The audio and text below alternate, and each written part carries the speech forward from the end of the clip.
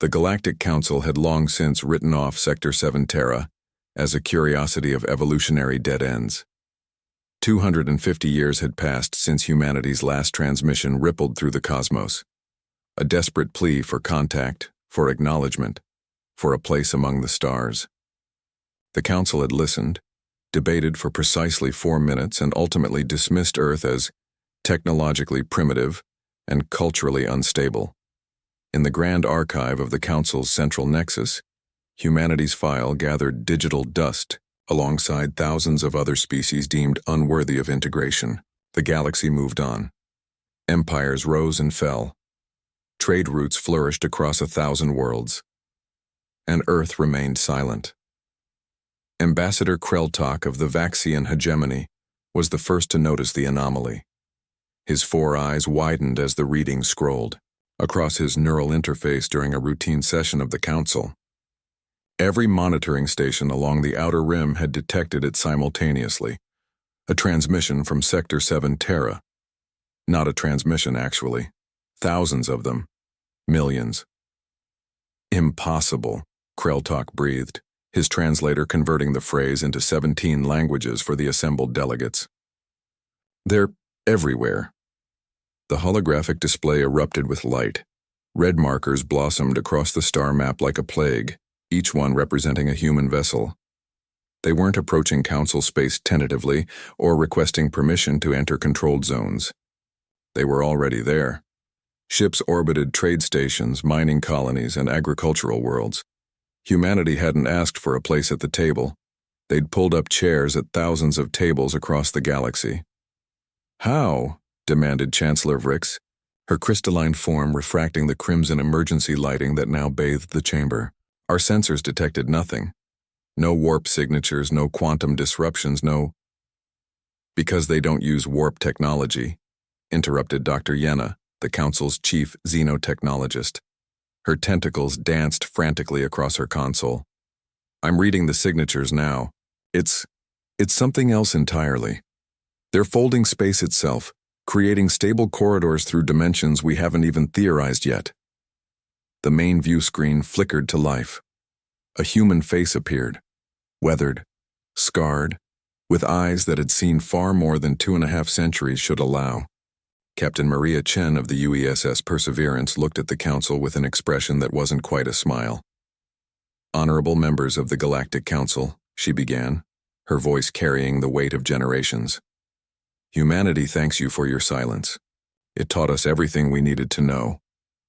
Kreltok felt his respiratory spiracles constrict. There was no anger in her tone, no bitterness, just a statement of fact that somehow felt more damning than any accusation. For 250 years we watched you, Captain Chen continued. We listened to your broadcasts, studied your technologies, learned your languages. We saw the wars you fought, the species you subjugated, the resources you hoarded. We saw the Council as it truly was. Not a union of equals, but a hierarchy where the strong dictated terms to the weak. She paused, and for a moment the chamber was silent enough to hear the hum of the station's life support systems. So we stayed quiet. We built our ships in the shadows of our moon, on the dark side of Mars, in the asteroid belt, where your sensors never thought to look carefully. We didn't develop faster than light travel trying to catch up to you. We developed something better. While you were looking forward, we learned to step sideways through reality itself. The display shifted, showing human vessels of elegant, impossible design. They looked organic, grown rather than built, with hulls that seemed to shimmer between states of matter. Every species you've ever dismissed is receiving this message, Captain Chen said. Every world you've exploited, every colony you've taxed, into poverty, every civilization you've deemed not ready for the galactic community. We're offering them what you never would. Partnership. Real partnership. Chancellor Vrix's form blazed with indignation. You dare threaten the Council? You've been spacefaring for mere centuries. We have maintained order for... Order? Captain. Chen's interruption was soft but cut through the Chancellor's bluster like a blade. Is that what you call it when the Delphic Mining Consortium strip mines inhabited worlds? When the Vaxian hegemony maintains protectorates that can never leave? when council membership requires surrendering your military sovereignty and 40% of your GDP? She leaned forward and every delegate felt the weight of her gaze. Humanity isn't threatening anyone. We're simply offering an alternative. In the time it's taken for this conversation to occur, 17 species have already signed mutual defense and trade agreements with us. Not treaties of submission, not protectorate status, equal partnerships. Kreltok accessed the incoming data streams and his blood ran cold. She wasn't exaggerating.